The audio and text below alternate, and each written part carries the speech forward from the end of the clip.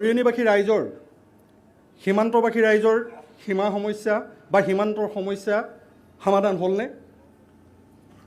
ইয়াৰ ওপৰত আপোনালোকে বিশ্লেষণ কৰিব। মই আপোনালোকলৈ প্ৰশ্নহে এৰিছোঁ। দ্বিতীয় প্ৰশ্ন,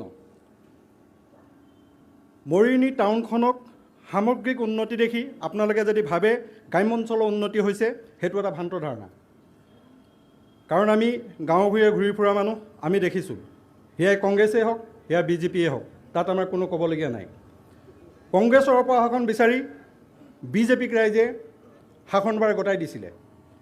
তাৰপিছত আপোনালোকে যদি লক্ষ্য কৰে, বৰ্তমান সময়ত মৰিয়নিত এটা সুচিকিৎসা ব্যৱস্থা হ'লনে? মৰিয়নিত থকা মৰিয়নিবাসী ৰাইজৰ, মৰিয়নি সমষ্টিৰ ৰাইজৰ স্বাস্থ্যৰ ক্ষেত্ৰত বৰ্তমান শাসনাধীষ্ঠ চৰকাৰ কিমান দায়িত্ববোধ আছে, তাত আমি নকলেও হয়তো ৰাইজে দেখা পাইছে। দ্বিতীয়তে,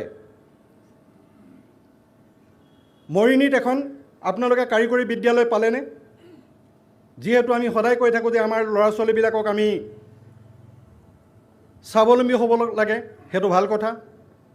কিন্তু সেই স্বাৱলম্বী হ'বলৈ যাওঁতে তেখেতসকলক উপযুক্ত শিক্ষাৰে আমি শিক্ষিত কৰি তুলিব লাগিব।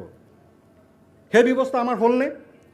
দ্বিতীয় কথা, চতুৰ্থটোত আমি এতিয়া আপোনালোকক ক'বলৈ লৈছোঁ, মৰিয়নি যিটো যান জঁটৰ সমস্যা, এই সমস্যাৰ পৰা মৰিয়নিবাসীয়ে পৰিত্ৰাণ পালেনে?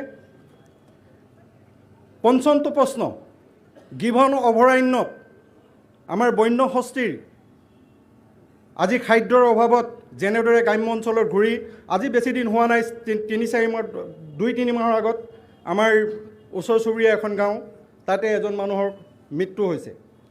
পৰিকল্পিতভাৱে এই গিবন অভয়াৰণ্য সুৰক্ষিত কৰা